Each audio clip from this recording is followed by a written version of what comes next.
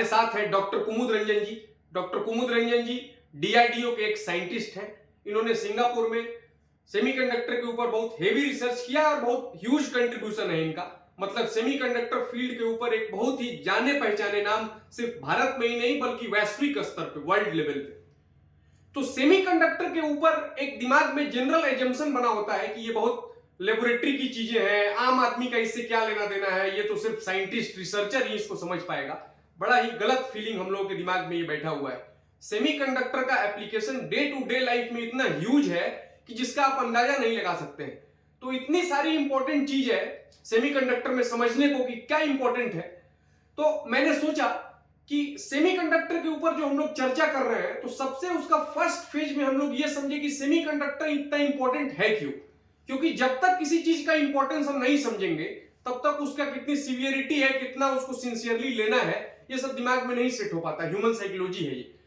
तो कुमुद भैया आपके साथ मैं सेमीकंडक्टर के ऊपर चर्चा करूंगा। तो मैं चाहूंगा कि आप सबसे पहले साधारण शब्दों में पब्लिक को ये समझाइए कि सेमीकंडक्टर का आम आदमी से क्या लेना देना है, कहां कहां एप्लीकेशन है इसका, किस किस तरीके से डेली लाइफ में ये काम में आता है, तभी जाकर के एक आइडिया जनरेट हो पाएगा कि ये कितना इंपॉर्टेंट टॉपिक। हाँ, तो थोड़ा बताएंगे। चलिए सबसे पहले तो धन्यवाद कि आप आज सेमीकंडक्टर जैसे विषय पे, आप भी इंजीनियर हैं मानस जी, सेमीकंडक्टर के विषय पे आज सामान्य तरीके से लोगों को बताना चाहते हैं। जी जी बिल्कुल। तो देखिए अभी हम मोबाइल से रिकॉर्ड कर रहे हैं, हाँ, टीवी पीछे है, हाँ, देख रहे हैं, हाँ। यहीं से शुरू करते हैं सेमीकंडक्टर का। तो आप छोटा से छोटा आपके घर से लेकर के आपके मोबाइल तक के सारे एप्लीकेशन में सेमीकंडक्टर चिप का रोल होता है। जो चिप हम जिसे कहीं प्रोसेसर कहते हैं, कहीं पे मेमोरी डिवाइसेस कहते हैं, कहीं पे रैम कहते हैं, कहीं पे डिजिटल सिग्नल प्रोसेसिंग के लिए चिप लगा होता है। तो कैमरा देख लीजिए, डेटा सर्वर देख लीजिए, कंप्यूटर देख लीजिए, आप आज जितने भी रिकॉर्डिंग कैमरा के लिए, सर्वेलेंस के लिए काम आता है वो देख लीजिए। गेमिंग में सबसे ज्यादा फास्ट आज एनवीडिया का भी नाम सब हर कोई सुना है, उसमें देख लीजिए। आपके सारे स्मार्टफोन्स में आप क्या खरीदने जाते हैं, आप जब खरीदने जाते हैं तो आप पूछते हैं कि इसका प्रोसेसर क्या है, उसके फिर मेमोरी कितना है, आप कहते हैं नहीं मुझे 256 जीबी चाहिए, 1 टीबी चाहिए, वो हो गया। कार में सबसे इंपॉर्टेंट आज 1 साल 2 साल पहले हुआ था कि सेमीकंडक्टर के कारण कार डिलीवरी में डिले हो रहा है, ये सब बताएंगे डिटेल से बाद में। ओवरऑल आप समझिए कि अभी हमारे जीवन का चौथा स्तंभ सेमीकंडक्टर हो गया। रोटी कपड़ा मकान के बाद सेमीकंडक्टर, जिसके कारण हर समय हमको मोबाइल चाहिए, इसलिए सेमीकंडक्टर हमारे लिए आज के डेट में ऑक्सीजन की तरह हो गया। कुमुद भैया ये तो डेली लाइफ में आपने बताया कि ये तो इन सब चीजों के बिना आज के टाइम में मुझे लगता है कि बहुत कठिन है जीवन यापन करना, क्योंकि बहुत डे टू डे लाइफ में इसका रिक्वायरमेंट होता है। और यहाँ पर अगर सेमीकंडक्टर रिक्वायर्ड है तो हम समझ सकते हैं कि सेमीकंडक्टर कितना इंपॉर्टेंट एलिमेंट है। बट इसके अलावा थोड़ा आप ये भी अपने को समझाइए कि जैसे हम लोग ऐसा सुनते हैं बहुत डिटेल में, तो हम लोग को आइडिया नहीं है, आपको ज्यादा बेटर आइडिया होगा कि डिफेंस में सेमीकंडक्टर को यूज है। हाँ। या फिर बहुत बात तो मैंने ऐसा भी सुना कि वॉर हो गया। हाँ। तो मॉडर्न वॉरफेयर में भी सेमीकंडक्टर का कितना क्रिटिकल रोल हो सकता है, क्योंकि लोग ऐसा मैं बहुत श्योरिटी या फिर बहुत कंफर्म न्यूज नहीं है, बट आप उसको डेफिनेटली कंफर्म कर सकते हैं कि जैसे हम लोग सुनते हैं कि चाइना से वॉर हो गया तो वहां पे सेमीकंडक्टर रोल प्ले कर देगा, बहुत इंपॉर्टेंट। तो थोड़ा इसको समझाइए आप। बहुत बहुत अच्छा सवाल किया है। इसको हम लोग जब मैं डीआरडीओ में जब था तब डिफेंस इलेक्ट्रॉनिक्स के अंदर आता है ये। अच्छा। इलेक्ट्रॉनिक वॉरफेयर एक कहते हैं हम इसे। उसके अंदर सेमीकंडक्टर का बहुत ही रोल होता है। अब ये समझ लीजिए जैसे मिट्टी से बिल्डिंग तक का सफर है जी, वैसे ही सेमीकंडक्टर से इलेक्ट्रॉनिक वॉरफेयर के लिए, चाहे आप मिसाइल कह लीजिए, चाहे आप कम्युनिकेशन सिस्टम कह लीजिए, रडार कह लीजिए, वैसा ही है।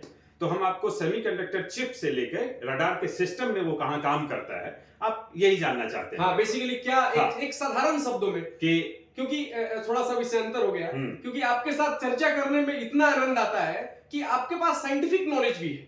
बट मैं ये देखता हूं कि जो आदमी बहुत रिसर्चर है या फिर बहुत बड़ा आदमी है, जिसको एकेडमिकली बहुत बड़ा आदमी बोला जा सकता है, वो सिर्फ रिसर्च या फिर हाई फाई बातें करता है जिसको आम आदमी समझ नहीं पाता है। बट इनके साथ बात करने का एक सबसे मोस्ट एडवांटेज की जो चीज है कि ये वो पीक को भी जानते हैं और ये सामान्य आदमी को कैसे समझाया जाए, इतना फाइन एग्जांपल देकर के समझाते हैं। तो भैया आपसे मतलब फिर से आपका मैं आभार व्यक्त करता हूं कि आप समझा पाते हैं, इसलिए आपसे बात करने में मजा आया। तो थोड़ा उसको समझाइए ना। धन्यवाद। नहीं, ये तो देखिए जब हम किसी चीजों को पढ़ते हैं तो हम जब तक उसके एप्लीकेशन के बारे में नहीं सोचेंगे तब तक वो मूर्त रूप नहीं लेगा। जी जी। जैसे आज हम एक डिवाइस बना रहे हैं और जो ये आपने चर्चा की वॉर की, तो मैं आपको अभी जो भारत पाकिस्तान के बीच में जो हुआ था, आप समझ लीजिए कि इसमें हमारा एयर डिफेंस सिस्टम काम किया, काफी अच्छे से काम किया, आकाश सिस्टम काम किया। तो ये कैसे होता है कि दुश्मन का एक फाइटर प्लेन आ रहा है या उसके मिसाइल आ रहे हैं और हमारा रडार डिटेक्ट कर लेता है और हमारा रडार डिटेक्ट करके मिसाइल को बताता है कि भाई ये उसका पाथ है या ये उसका लोकेशन है, उसको हिट करो, उसका लाइव लोकेशन दे। सोचिए इतने फास्ट कम्युनिकेशन के लिए, इतने ज्यादा डेटा ट्रांसमिशन के लिए यही शुरू होता है सेमीकंडक्टर। आप कहते हैं मेरा मोबाइल स्लो हो गया, मेरा कंप्यूटर स्लो हो गया, तो आपको फास्ट सिस्टम चाहिए। तो यहीं पे मटेरियल की टेक्नोलॉजी, मटेरियल के साथ उस डिवाइस की टेक्नोलॉजी और उस डिवाइस के साथ उस पूरे चिप बनाने की टेक्नोलॉजी में ही एक दूसरे देश को हम अलग करते हैं कि आज भारत पीछे है या चाइना बहुत आगे निकल गया। तो ये पूरा का पूरा सेमीकंडक्टर डिवाइस जहां से लेकर के हम चिप बनाते हैं, यही चिप ट्रांसमीटर सिस्टम में लगेगा और वही रडार सिस्टम के साथ इंटीग्रेट होता है। तो आपसे मैं एक बार चर्चा कर रहा था, तो मैं चाहूंगा कि वो जो सीन आपने मुझे समझाया था कि लेट से एक हाइपोथेटिकल सिनेरियो, मतलब हम लोग प्रार्थना तो नहीं करेंगे भगवान से कि भारत के किसी देश से युद्ध हो जाए, क्योंकि वो पीछे खींच देता है किसी कंट्री को, बट इन केस एक इमेजिनरी सिचुएशन है कि लेट से चाइना से वार हो गया, तो आप एक बार कुछ ऐसा समझा रहे थे कि वो अभी वेपन्स का, मतलब बंदूक और तोप गोली का समय बहुत उतना नहीं रहा, अभी वो चाइना कैसे डेंट कर सकता है, कुछ आप एक बार बताने की कोशिश कर रहे हैं। देखिए, जहां एक सवाल एक्चुअली विषयांतर है, लेकिन आपने कहा युद्ध। देखिए, युद्ध सात्विक सत्य है, युद्ध सत्य है, युद्ध से ही आपकी वर्तमान शक्ति का और स्थिति का पता चलता है। नहीं तो फिर आप हाथ जोड़ के बैठे रहिए कि भाई हिंदी चीनी भाई भाई, उसका परिणाम 1962 में देख लिया आपने। ठीक है, चलिए अब आते हैं उस विषय पे कि आगे आने वाला समय जो होगा वो बॉर्डर पे मैन टू मैन नहीं लड़ा जाएगा, वो आपके स्पेस में लड़ा जाएगा। आपके एयरफोर्स, आपका एक समझ लीजिए आर्मी, एयरफोर्स, नेवी है, अब चौथा स्पेस वॉर होगा। अच्छा। ये पूरी तरह से टेक्नोलॉजी वॉर होगा, पूरी तरह से समझ लीजिए कि सेमीकंडक्टर से लेकर के बहुत सारे इसमें, क्योंकि कम्युनिकेशन इन्वॉल्व हो गया, तो सेमीकंडक्टर हो गया, कम्युनिकेशन के बहुत तरीके हैं, उस पे वॉर होगा, लेजर से वॉर होगा। तो इसमें टेक्नोलॉजी बहुत इंपॉर्टेंट है। तो अब ये कहना है कि जैसे आज हमारा सैटेलाइट हमारे सर्वेलेंस, हमारे पूरे बॉर्डर एरिया को और उससे पड़े भी दुश्मन देशों की स्थिति को बता रहा है कि जैसे चाइना हमारे बॉर्डर पे अरुणाचल प्रदेश में अगर कुछ कर रहा है, तो ये इंफॉर्मेशन आप कहां से ले रहे हैं? सैटेलाइट से ले रहे हैं। ठीक है, अब आपके उसी सैटेलाइट को डैमेज कर दिया गया सबसे पहले, तो आपके सारे पेलोड डिस्ट्रॉय हो जाएंगे, सैटेलाइट डिस्ट्रॉय हो जाएगा, तो आप कोई भी इंफॉर्मेशन नहीं ले पाएंगे। तो आप समझिए, आपके अपने सैटेलाइट को प्रोटेक्ट भी करना है, और जो कोई टारगेट है या जो कोई इंटरसेप्टर है आपके सैटेलाइट को डिस्ट्रॉय करना चाह रहा है, तो आपका सैटेलाइट इन एडवांस वो फाइंड आउट करे कि कोई उसको हिट करना चाह रहा है और उससे अपने आप को मैन्यूवर करके बचे या उसको डिस्ट्रॉय करे। ये सारा चीज टेक्नोलॉजी का खेल हो, और उसमें सेमीकंडक्टर का रोल है। इतने फास्ट कम्युनिकेशन के लिए, इतने फार कम्युनिकेशन के लिए आज के डेट में पावर RF इलेक्ट्रॉनिक्स, जिसमें जो मैं गैलियम नाइट्राइड का एक्सपर्ट हूं, गैलियम नाइट्राइड टेक्नोलॉजी का, तो गैलियम नाइट्राइड टेक्नोलॉजी का बहुत बड़ा रोल है, वो हम आपको बाद में बताएंगे। उस पे एक दिन हम लोग अलग से चर्चा करेंगे कि कैसे ज्ञान टेक्नोलॉजी बहुत ही स्ट्रेटेजिक टेक्नोलॉजी है कंट्री के लिए, और मेरा पूरा का पूरा 15-20 साल इसी में गया है। डेफिनेटली भैया, उस पे हम लोग एक बार चर्चा करेंगे। आप सामान्य शब्दों में तो समझा ही सकते हैं, इसके लिए मैं आश्वस्त हूं, पर अभी हम कितना साइंटिफिकली इवॉल्व्ड है सेमीकंडक्टर में, क्योंकि वो हमारे प्रेजेंट स्टेटस को बताएगा कि सेमीकंडक्टर में आप जितना एडवांस रहेंगे उतना ज्यादा आप एडवांस कंट्री है। तो भारत की प्रेजेंट स्थिति क्या है? चलिए, सबसे पहले अच्छा सवाल किया आपने। सबसे पहले आप लोगों के लिए भी एक स्थिति बता दें कि सेमीकंडक्टर का इन्वेंशन से लेकर के अभी तक का एक इतिहास थोड़ा समझ लेंगे, तब हम समझेंगे कि भारत इसमें पीछे है या आगे है। तो देखिए, आप 1950 में 48 के आसपास पहला ट्रांजिस्टर बना था शॉकले का। उस समय तो 50 में देखिए, आप इसको ट्रांजिस्टर कह रहे हैं, और अभी तक हम लोग गांव में जैसे रेडियो को ट्रांजिस्टर ही कहते चले आए, क्योंकि वही ट्रांजिस्टर उसमें की कंपोनेंट होता था, इसलिए उस रेडियो का भी नाम ट्रांजिस्टर ही पड़ गया। अच्छा, भाई बेटा ट्रांजिस्टर ले आना बाबू। ट्रांजिस्टर एक चिप है। अच्छा। लेकिन हम लोग उस पूरे को ट्रांजिस्टर कहने लगे। खैर, 1960 के दशक में देखिए, जब मेमोरी डिवाइसेस बनने लगे 1 किलोबिट का, अभी आप गीगाबिट और टेराबिट बोलते हैं, और वो 1 किलोबिट का रैम बना पहले 70 के आसपास। 80 के आसपास देखिए धीरे धीरे और भी मेमोरी साइज बढ़ने लगा, प्रोसेसर टाइप की चीजें बनने लगी। फिर आप देखिए 2000 के आसपास काफी एडवांस हो गया, कंप्यूटर बनने लगा, मोबाइल फोन वगैरह उसके बाद आ गया। तो इसका जो बेसिक टेक्नोलॉजी है वो हम आपको रूट पे बता सकते हैं कि सेमीकंडक्टर के कारण। लेकिन आपका प्रश्न है कि इसमें भारत की स्थिति क्या है। हाँ। तो भारत की स्थिति को जानने के लिए चलिए इस मैप को देखिए। आप खुद देखिए यहाँ पे वर्ल्ड में, हाँ। आप पूरे इस नॉर्थ अमेरिका, साउथ अमेरिका को देख लीजिए, इधर यूरोप को देख लीजिए, इधर आप एशिया को देख लीजिए, इधर चाइना, ऑस्ट्रेलिया वगैरह सब कर दीजिए। अब बताइए इसमें भारत को देखिए, एक भी इंडस्ट्री आज के डेट में अभी आप कह नहीं सकते कि फैब हमारे पास है। मतलब एक छोटा सा सेमीकंडक्टर डिवाइस हम खुद का नहीं बना सकते हैं। खुद का एक डिवाइस बना लेंगे, लेकिन जब तक वो सिस्टम में नहीं लगेगा, हाँ। तो डिवाइस तो रिसर्च लैब में बहुत बने, नोबेल प्राइज विनर भी, नोबेल कह रहे हैं, भारत रत्न भी मिला है। अच्छा। बहुत सारे रिसर्च सेंटर में, आईआईटी से लेकर आईएससी में छोटे ट्रांजिस्टर्स वगैरह बन गए, कुछ चिप यूज भी हो रहा है स्पेस के सैटेलाइट में, खुद हम लोग यूज कर रहे हैं अपना चिप, लेकिन एक कमर्शियल के तौर पे आप नहीं कह सकते मतलब हैं। जैसा इन कंट्री में हाँ, सिनेरियो है, एक आप उसमें सिंगापुर हम में लोग देख नहीं। लीजिए कितनी फाउंड्री थी उस समय, तो उस सिनेरियो में हम भारत कहीं मतलब नहीं आ रहा। ये फाउंड्रीज का लिस्ट, ये फाउंड्रीज के लिस्ट तो है, भारत पुराना में है। एक भी फाउंड्री एक भी फाउंड्री नहीं है, जो छोटी मोटी एक दो फाउंड्री है, बस वो सिर्फ कुछ और कुछ हमारे डिफेंस और स्पेस को थोड़ा सा चिप डिवाइस प्रोवाइड कर रही है, बस। तो भैया जैसे आपने ये बताया, बहुत ही शानदार कंपैरेटिव एनालिसिस है, क्योंकि हम लोग कंपैरिजन करेंगे कि बाकी लोग कहां स्टैंड करते हैं और हम लोग कहां, तब वास्तविक स्थिति पता चलती है। हाँ। तो इससे डेफिनेटली एक क्वेश्चन मन में आ जाता है, फिर से कोई भी सामान्य आदमी को आ जाएगा। वही मैं पूछ रहा हूं कि जब भारत आजाद हुआ 1947 के बाद से, तो जो भी सरकारें आई इनिशियल फेज में, क्योंकि शायद सेमीकंडक्टर 1950 के आसपास से सही है, पीक पकड़ना शुरू कर दिया, हाँ। तो उस समय हमारी सरकार की क्या योजना थी, वो क्या कर रहे थे? अब देखिए उस समय कांग्रेस की सरकार, पंचवर्षीय योजना, अच्छा। आज के डेट में जिसको हम नीति आयोग कहते हैं, तो कौन रिस्पॉन्सिबल होगा? हम सरकार कहते हैं, सरकार की ही पॉलिसी। देखिए सेमीकंडक्टर किस लिए चाहिए था आपको? सबसे पहले एक इकोनॉमी के लिए चाहिए और एक डिफेंस के लिए चाहिए, स्ट्रेटजिक के लिए। उस समय की डिफेंस टेक्नोलॉजी को, डिफेंस को पुअर करने का या स्टैग्नेंट बनाने का कांग्रेस की ऑलरेडी उसकी पॉलिसी थी कि भाई हम क्यों डिफेंस को स्ट्रांग करें। कमर्शियल के लिए आप उतना सोच नहीं रहे थे। आपकी पंचवर्षीय योजना में देख लीजिए, कहीं पे भी उस समय सिर्फ जो कुछ इंडस्ट्री लगाई गई 60 के आसपास, स्टील इंडस्ट्री लगी, जो फर्टिलाइजर इंडस्ट्री वगैरह थी, लेकिन कहीं भी इलेक्ट्रिकल इलेक्ट्रॉनिक्स की एक भी इंडस्ट्री डेडिकेटेड रूप से भारत में नहीं लगा। अच्छा। तो ये पॉलिसी के फेल्योर कह सकते हैं उस समय। तो चलिए 60 के दशक में, 70 के दशक में, 80 तक, 90 तक भी नहीं लगा। लेकिन 90 तक जब आप आ गए हैं, तो एक सवाल मेरा फिर से हो जाएगा। हाँ, थोड़ा पॉलिटिकल विषय पे है, लेकिन ये बहुत शानदार सवाल है। आप भी इसको, मतलब मुझे ऐसा लग रहा है कि पब्लिक अगर इस वीडियो को देखेगी तो उसके मन में पक्का ही ये सवाल आएगा। इसलिए मैं पूछ रहा हूं भैया आपसे कि राजीव गांधी के बारे में ऐसा बोला जाता है कि उन्होंने कंप्यूटर भारत में, मतलब कंप्यूटर के जनक हैं या फिर क्या, और हम लोग तो ये देख रहे हैं कि टेक्नोलॉजी वो लाया ही नहीं, वो स्टील बनाया, ये बनाया, सही बनाया, लेकिन इलेक्ट्रिकल और इलेक्ट्रॉनिक्स इक्विपमेंट में जो एडवांसमेंट होना चाहिए था वो नहीं किए।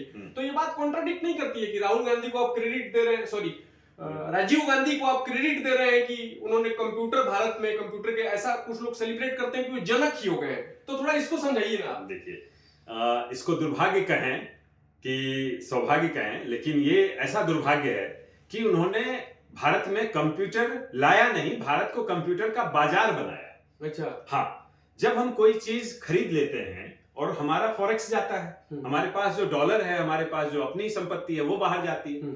टेक्नोलॉजी नहीं लाया उन्होंने। अच्छा। इवन उन्होंने सैम पित्रोदा, उनके जो सलाहकार थे, वो आए, खुद अपने आप को कहते हैं हमारे पास 400-500 पेटेंट है, लेकिन एक भी पेटेंट को प्रोडक्ट के रूप में कभी 90 के उस दशक में पूरे, आप 84 या 85 से समझ लीजिए, कभी एक पेटेंट को भी प्रोडक्ट के रूप में इलेक्ट्रॉनिक्स से जुड़ा हुआ या कंप्यूटर से जुड़ा हुआ कन्वर्ट नहीं हो पाया। हमारा संस्थाएं बनी, लेकिन हम चिप असेंबली भी नहीं कर पा रहे थे उस समय। चिप बनाने तक की छोड़ दीजिए, जब चलिए कंप्यूटर का मदरबोर्ड भारत में बन रहा था, क्या वो भी तो बनना चाहिए था, पूरे मदरबोर्ड असेंबल होने चाहिए थे, वो भी नहीं हो रहा था। बाद में प्राइवेट इंडस्ट्रीज उन्होंने अपने को देखते हुए, जैसे बाद में HCL वगैरह आई, हाँ, या बहुत सारे ऐसे सुन रहे हो, उन्होंने फिर अपनी असेंबली यूनिट बनाई या कॉन्ट्रैक्ट मैन्युफैक्चरिंग को दी कि भाई हमारे लिए इतना लैपटॉप तैयार करो, हमारे लिए इतना कंप्यूटर तैयार करो, इस तरह की। लेकिन एक भी फाउंड्री नहीं आई। चलिए इसी पर हम आपको, जब 90 की बात कर रहे हैं, तो डिफेंस के लिए हाँ 2 लैब जरूर बना उस समय। एक SCL semiconductor complex limited Chandigarh, और एक गैलियम आर्सेनाइड, जो हम RF इलेक्ट्रॉनिक्स की बात कर रहे हैं, गैलियम आर्सेनाइड सेंटर हैदराबाद। तो एक कंपाउंड सेमीकंडक्टर में आता है और एक कमर्शियल में आता है, तो बनी जरूर। लेकिन आज के डेट में अगर 1990 में बना, तो आज 30-35 साल समझ लीजिए। लेकिन उसकी प्रोडक्टिविटी को अगर आप उसके परफॉर्मेंस से कंपेयर करेंगे तो लगेगा कि बहुत ही पीछे है। आज भी वही पुरानी टेक्नोलॉजी चल रही है। आज भी जब हम वो 180 नैनोमीटर की बात करते हैं, जब आज 2 और 3 नैनोमीटर पे आ गया है, अभी तो वो टेक्नोलॉजी है। अभी 2-3 पे मार्केट में चल रहा है। हाँ, और हम लोग 180 नैनोमीटर की बात करते हैं, जो उस समय के लिए 1990 की टेक्नोलॉजी थी। खैर छोड़िए, चलिए और अगर कुछ जानना चाहेंगे कि भारत में, पर इसमें मैं थोड़ा सा हाँ। आपको रोक रहा हूँ, पर मुझे जो बात समझ में आ रही है एक जन सामान्य की तरह, आपको तो एक अलग वेदना होगी क्योंकि आप इस फील्ड में अपना जीवन दिए हैं, तो आपको मालूम है कि दुनिया कहाँ है और हम लोग कहाँ हैं, और पीछे रहने का एक अपना परिणाम भुगतना पड़ता है जो कि हम लोग देख रहे हैं। तो लेकिन मुझे एक बात समझ में जो आ रही है कि ये कंप्यूटर लेकर के आना या फिर किसी टेक्नोलॉजी को सीधा खरीद करके यूज करना, इससे ज्यादा बेटर तो ये होता कि आप विजनरी अप्रोच दिखाते और आप उस टेक्नोलॉजी को भारत में इंप्लीमेंट करते कि आप ऐसे बहुत सारे कंप्यूटर्स, बहुत सारे चिप्स, बहुत सारे डिवाइसेस भारत में खुद से स्वनिर्मित बना सके। इसके लिए कोई काम नहीं किया गया, बहुत इंथुसियास्टिकली कोई काम नहीं किया गया, मुझे ऐसा लगता है आपसे बातचीत करके। बिल्कुल आपकी जो एनालिसिस है वो सही है। तो देखिए, काम किया गया या नहीं किया गया, इसका जो मूल्यांकन है वो सिर्फ और सिर्फ हमारे प्रोडक्ट के आउटपुट से हम ले सकते हैं। हाँ। कि भाई आपने, हो सकता है कि आपने 1970 से 80 से 90 से प्रोजेक्ट देना शुरू किया इंस्टीट्यूशन को, सारे आईआईटीज को देना शुरू किया, या आईआईसी बैंगलोर हो गए, या सीएसआईआर के लैब हो गए, लेकिन आउटपुट क्या है? आउटपुट नहीं है। उसका कारण जानना चाहेंगे तो वो भी मैं बताऊंगा। हाँ। कि जो भी प्रोजेक्ट दिया गया, कुछ 10 साल के प्रोजेक्ट दे दिए गए कि एक चलिए भाई चिप पे काम करने के लिए, चिप डिजाइन के लिए। हाँ। उन्होंने अपना काम किए, 10 साल में रिटायर हो गए, या फिर उससे कोई आउटपुट निकला या नहीं निकला, उसका कोई इवैल्यूएशन नहीं होता था। और आज अगर आप कंपेयर करें सिंगापुर से, हाँ। आप कहते हैं कि सिंगापुर से छोटी कंट्री कैसे डेवलप कर लिया। चलिए एक उदाहरण बताते हैं हम आपको, आप समझिए। यहाँ पे ये देखिए, सैंड है, बालू, और ये चिप है। हाँ। तो सैंड, चलिए सिंगापुर का उदाहरण दे रहे थे हम आपको। हाँ। कि जब भी कोई प्रोजेक्ट मिलता है वहां पर, तो मटेरियल से लेकर के सिस्टम तक, आप समझिए कि एक सैंड एक अगर मटेरियल है वहां से, या गैलियम एक मटेरियल है, तो वहां से फाइनली ये चिप सिस्टम में जाएगा, चाहे वो ऑटोमोटिव कार, चाहे कार हो, चाहे डिफेंस की हो। तो ये सारे प्रोजेक्ट के जो प्रोजेक्ट इंचार्ज होंगे, प्रोजेक्ट इंचार्ज होंगे, प्रिंसिपल इन्वेस्टिगेटर होंगे, ये सभी एक दूसरे से लिंक होंगे। हाँ। क्योंकि इनका आउटपुट इनके लिए इनपुट बनेगा, इसका आउटपुट इनके लिए इनपुट बनेगा, और इसका आउटपुट इसके लिए इनपुट बनेगा, और इसका आउटपुट डिफेंस मिलिट्री सिस्टम्स के लिए इनपुट बनेगा। तो ये सबसे बड़ा हमारा फेल्योर रहा कि हमने कभी सारे डिसिप्लिन को इंटरडिसिप्लिनरी नहीं बनाया, इंटीग्रेट नहीं किया। आप अगर कहेंगे तो मैं 1 सेकंड का समय लूंगा आपको बताने के लिए कि जैसे नागपुर में आज यहाँ पे इंडियन ब्यूरो ऑफ माइंस है, ठीक? इंडियन ब्यूरो ऑफ माइंस, और आप समझिए आर्मी, एयरफोर्स, नेवी, यहां से यहां तक का सफर अगर एक साथ आप तय नहीं करेंगे, एक प्रोजेक्ट ऊपर से नहीं देखेंगे कि ब्यूरो ऑफ माइंस को पता ही नहीं है कि उनको जो ये गैलियम निकाल रहे हैं वो किस लिए है, जब तक उनको ये नहीं पता चलेगा कि इनको ये गैलियम निकाल करके ओर को, इसको सेमीकंडक्टर ग्रेड को देने के लिए मेटलर्जिकल लैब में देना है, और उनको नहीं पता चलेगा कि ये सेमीकंडक्टर चिप बनाने के लिए वेफर बनाना है, और उनको नहीं पता चलेगा कि ये चिप बनाना है, तब तक ये सारे एक साथ काम नहीं करेंगे, एक दूसरे की अकाउंटेबिलिटी तय नहीं होगी, और इसलिए शायद ये बहुत बड़ा रीजन है कि हम पीछे रह गए। बहुत बड़ा ये फ्लॉज है कि इंटीग्रेट नहीं गए, सारी मिनिस्ट्री इंटीग्रेट नहीं किया आपस में। और मुझे ऐसा लगता है कि ये कई बार अगर आप प्रॉपर इंटीग्रेट अगर आप कर लिए, तो मुझे लगता है कि सबको रिस्पॉन्सिबिलिटी लेनी पड़ेगी, काम चैनलाइज हो जाएगा। लेकिन अगर इंटीग्रेटेड नहीं है, तो इसका मतलब ये है कि सब लोग कुछ ना कुछ बहाना ढूंढ लोगे और डिले होता है काम में, जो कि हम लोग भुगत रहे हैं इंटीग्रेट नहीं होने के कारण। तो कुमुद भैया, ये तो आपने वस्तु स्थिति बताई कि हम लोग कहाँ स्टैंड करते हैं अभी के इसमें, और डेफिनेटली प्रॉब्लमेटिक है ये सिचुएशन जो है, वो बहुत एडवांटेजियस है, फिर अच्छे सिचुएशन में हम लोग नहीं है। लेकिन आपके साथ चर्चा की जाए और अगर सोल्यूशन ओरिएंटेड बात नहीं किया है, तो मुझे लगता है कि चर्चा करना व्यर्थ है, क्योंकि आप हमेशा प्रॉब्लम से ज्यादा डेफिनेटली सॉल्यूशन पे काम करते आए हैं। तो कुछ एक इन जनरल जो कि जन सामान्य समझ सके, क्योंकि लैब्स में तो चीजें होती हैं, लेकिन पब्लिक को भी अगर ये बात सुनेगा या फिर कोई वीडियो जाएगा, हो सकता है कि ये कोई छोटा 11वीं 12वीं का बच्चा देख रहा हो, तो उसके मन में एक सेमीकंडक्टर को लेकर के एक रुचि जगे, तो हो सकता है कि आज से 10 साल बाद कोई माइलस्टोन अचीव करे। तो डेफिनेटली यहाँ भी हम लोग हेल्प ही कर रहे हैं। तो थोड़ा आप समझाइए कि किस तरीके का सॉल्यूशन ओरिएंटेड अप्रोच हो सकता है, जिसमें चलिए पीछे छूट गए, लेकिन आगे कैसे बढ़ा जाए। हाँ, लेकिन देखिए, सबसे पहले पीछे छूट गए और आगे कैसे बढ़े, इसके लिए इतना जरूर है कि जो भी कारण रहा पीछे छूटने का या पीछे जो भी गलतियां हुई उसको इवेल्युएट करना बहुत जरूरी है। क्या पता अगर इवेल्युएट नहीं किए तो आज भी जो मार्केट में न्यूज चल रहा है कि टाटा आ रही है सेमीकंडक्टर में, असम में हमारी फाउंड्री लग रही है, हमारे बैंगलोर में चिप असेंबली यूनिट लग रही है, तो क्या पता 2 साल बाद पता चले कि ये भी एक इतिहास बन गया, ये भी सिर्फ न्यूज रह गया। चलिए, इसके लिए आप एक मेरे इस स्लाइड को देखिए कि 2000, मैं ज्यादा नहीं 1990 से नहीं जा रहा हूं, 2005-6 में, और इसको बताने के साथ ही मैं तुरंत आपके सॉल्यूशन पे भी आ जाऊंगा, ताकि कल को जो जनता, इतनी करोड़ों जनता जो देखती है, उसका एक टाइम होता है। अब 10-10 मिनट भी बर्बाद कीजिए तो 10 करोड़ मिनट तो ऐसे ही हो गया।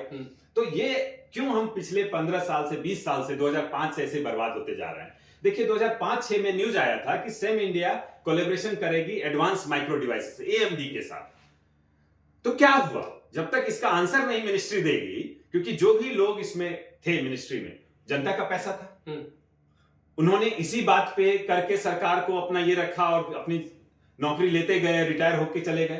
तो इसका जवाब मांगना बहुत जरूरी है कि भाई क्या हुआ, इशू जानना जरूरी है कि ये 2005 की जो ये न्यूज थी, जब सेमीकंडक्टर प्लांट लगना था, क्यों नहीं लगा, तो फंड रेजिंग नहीं हुआ उस कंपनी को। चलिए, 90 नैनोमीटर टेक्नोलॉजी की बात कर रहे थे, आज देखिए हम 7 और 2 की बात कर रहे हैं।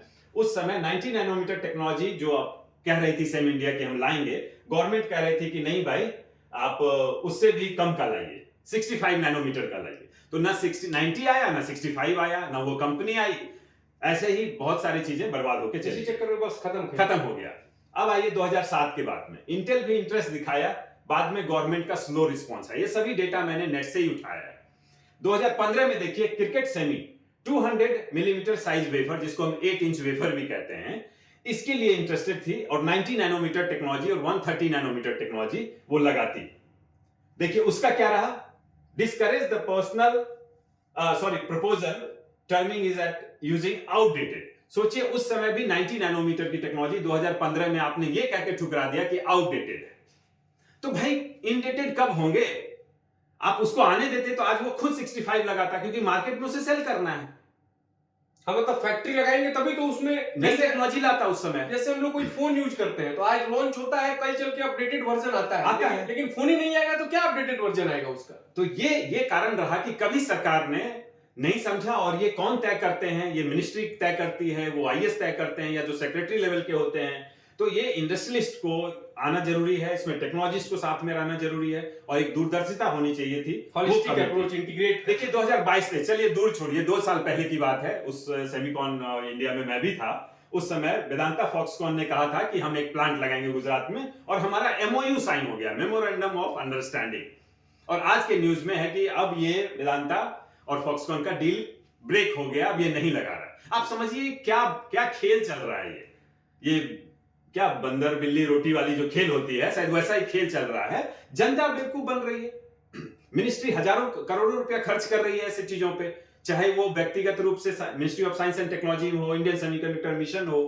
क्या आपको वो प्रपोजल इवेल्युएट करना नहीं आया, किस तरह से काम हो रहा है यहाँ पे। देखिए वेदांता फॉक्सकॉन का डील ब्रेक हो गया 23 जून को। फॉक्सकॉन वेदांता ने फिर से कहा कि उसको आप रीसबमिट कीजिए। चल क्या रहा है, तो देखिए ये सब इतने, ऐसी परिस्थिति हो गई है भारत में कि, और मिनिस्ट्री से एक न्यूज आता है कि नहीं 2025 में हम भारत का पहला सेमीकंडक्टर बना देंगे। What type of news is this. So ये बहुत दुर्भाग्य की बात है। 2005 से 23 तक यही चलता जा रहा है, डील नहीं कर पाया। 90 नैनोमीटर की बात कर रहे हैं, और एचसीएल चंडीगढ़ आज भी 180 नैनोमीटर पे बैठा पड़ा है, और ये 90 को नहीं आने दिए, 65 को नहीं आने दिए। इसमें मुझे ऐसा लग रहा है एक बात कि 2005 से लेकर 2023 तक ये डील नहीं कर पाए, और ये अभी 25 चल ही रहा है। ये क्या पता 6 महीने में कौन सा क्या हो जाएगा, क्या दिमाग में इनके सवार हो जाएगा कि चिप ही बना देंगे डायरेक्ट। क्या बेवकूफ जैसा स्टेटमेंट है, या फिर मतलब कोई भी किसी आदमी को समझ सकता है कि हाईली इररिलेवेंट है ये सब सारी चीजें, ग्राउंड स्तर पे काम नहीं हो रहा है। तो कुमार जी, और ये तो आपने बताया बात सोल्यूशन जो आपने कहा, सोल्यूशन कहा, तो अब सोल्यूशन में चलिए आज हम अगर 90 नैनोमीटर की बात करते हैं, 65 बात करते हैं, 2000 आज हम 2020-23 में पकड़ लीजिए 7 नैनोमीटर, अब तो 5 और 3 नैनोमीटर नोड है। अलग से इस टेक्नोलॉजी को हम बाद में डिस्कस करेंगे, लेकिन आप किसी को भी तो आने दीजिए। आप किसी भी एप्लीकेशन के तो आने दीजिए, जैसे कि मैं आपको ये बताया, हो सकता है कि वो इसका प्रोसेसर अभी नहीं बना रहा हो, लेकिन असेंबली एंड टेस्टिंग के लिए आ गया, जिसमें गुजरात में धोलेरा में और सानंद में बात चल रही है, उत्तर प्रदेश में जेवर में और लखनऊ में, और आप अगर असम में देखेंगे तो यहां भी एक फाउंड्री लग रही है, टाटा की ही फाउंड्री। यहां पे टाटा ने भी ताइवान की कंपनी के साथ टाई अप किया है टेक्नोलॉजी पार्टनर की तरह।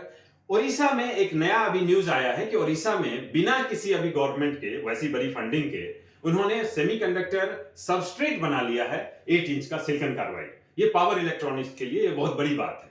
अभी तक चिप बनाना या चिप बाहर से लेके असेंबल कर लेना, ओसेट कहते हैं जिसे, वो आसान है, लेकिन इन्होंने उड़ीसा गवर्नमेंट अभी उसमें शायद मदद की है, लेकिन पहला 8 इंच सेमीकंडक्टर सबस्ट्रेट आ गया है जिसके ऊपर चिप बनता है। चलिए, कर्नाटका में भी तो ये वर्तमान स्थिति है कि जिसमें अगर आप डिटेल से देखेंगे तो आप ये देख लीजिए 28 से 110 नैनोमीटर की अभी बात हो रही है। जिस 90 को ठुकरा दिया गया था, अभी हो सकता है उससे रिलेटेड उसी टेक्नोलॉजी पे अभी बने। कुल मिलाकर के ये बोलने की कोशिश कर रहे हैं कि स्टार्ट एक बार हो जाना चाहिए, बस स्टार्ट हो जाना चाहिए एक बार। तो पता नहीं वो ऐसा क्या होता है कि जब आप प्रपोजल लेके इसलिए हायर अथॉरिटी के पास जाना चाहते हैं कि नहीं मैंने आने नहीं दिया पुरानी टेक्नोलॉजी को, और अपना पीठ थपथपाते हैं। I don't know how relevant is this, but the current situation is कि भारत इसमें बहुत पिछड़ गया है। चलिए, अब सेमीकंडक्टर का, चलिए मैंने आपको इतिहास बता ही दिया। चलिए, अब अगर डिटेल से जानना चाहेंगे तो एक न्यूज आया है कि 2026 तक पहला चिप बन जाएगा गुजरात में, जिसमें टाटा और पीएसएम ने धोलेरा में वेफर फाउंड्री लगा रही है। तो ये अभी तक है कि भाई इन्होंने कंसल्टेंट हायर कर लिया है बाहर से, और फाउंड्री जो बन जानी चाहिए थी आज के डेट में, कम से कम उनका पूरा इंफ्रास्ट्रक्चर तैयार हो जाना चाहिए था 2025 के इसी जून जुलाई तक में, वो अभी नहीं रेडी हुआ है। ये सच्चाई है। अब इसमें आप फिर से बोल दीजिए एक न्यूज आकर के किसी कारण से कि नहीं नहीं चिप बन जाएगा, ये थोड़ा डिले हुआ किसी और कारण से, वो अपनी जगह है, बट आई डोंट नो, ये स्क्रिप्टेड भी हो सकता है। बट चलिए, तो अब धोलेरा का जो मैं बता रहा था कि, तो ये तो आप जब भैया से बात की, मैंने तो एक बात समझ में आई कि ठीक है, आप दावे करते हैं कि अब भी बन जाएगा, कब बन जाएगा, लेकिन अगर ग्राउंड स्तर पे आपका प्रिपरेशन नहीं है तो शायद आप डिलीवर नहीं कर पाएंगे। और ये हंसी मजाक की बात नहीं। आप अगर टेक्नोलॉजिकल एडवांसमेंट में बहुत भारत को आगे लेकर के जाना चाहते हैं, तो जो अभी इस आवर का नीड है टेक्निकल एडवांसमेंट में सेमीकंडक्टर, मुझे ऐसा लगता है कि उसको छोड़ करके, उसको बरगला करके आप तो टेक्नोलॉजिकली एडवांस नहीं हो सकते हैं।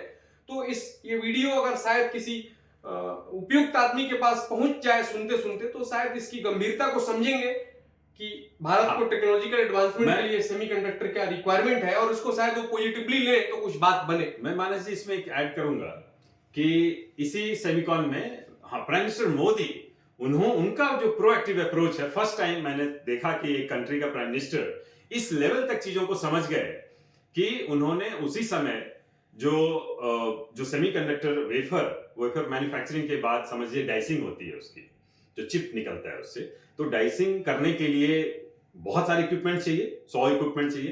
तो प्राइम मिनिस्टर मोदी जी ने उस समय डिस्को कंपनी है जैसे, जो ये डाइसिंग इक्विपमेंट बनाती है, उनके साथ निगोशिएट करके उनको जो लीड टाइम है, जो डिलीवर 1 साल में करते इन इक्विपमेंट्स को या 2 साल में करते, उनको इस तरह से कहा गया प्राइम मिनिस्टर के द्वारा कि इस लीड टाइम को कम कीजिए। ये बहुत बहुत बड़ा, मतलब ये बहुत इंटरेस्टिंग बात, बहुत इंटरेस्टिंग है, और उनका अप्रोच भी पता चलता है। लेकिन भैया एक बात को समझने की जरूरत है कि वो तो टॉप पे बैठे हैं, जो ब्यूरोक्रेट्स हैं या फिर जो मतलब पॉलिसीज को इंप्लीमेंट कराने में मदद करते हैं, फाइल्स को डील करते हैं, उनको शायद इसकी सिंसियरिटी नहीं मालूम है, इसकी सीवियरिटी नहीं मालूम है। तो शायद इसको वो समझे और पॉजिटिव अप्रोच दिखाएं ताकि हम लोग टेक्नोलॉजिकल एडवांसमेंट कर पाए। और उसके लिए सबसे अच्छी बात होगी कि उनको डायरेक्ट आप पूरी होलिस्टिक पिक्चर एक साथ दीजिए कि अगर हमारा ये चिप डिले होगा तो हमारा जो फाइटर प्लेन बन रहा है, जो हमारे एयरफोर्स या सैटेलाइट जहां जा रहे हैं, वो कितने डिले हो जाएंगे। जब तक वो एक ही व्यक्ति इन चीजों को एक साथ नहीं देखेगा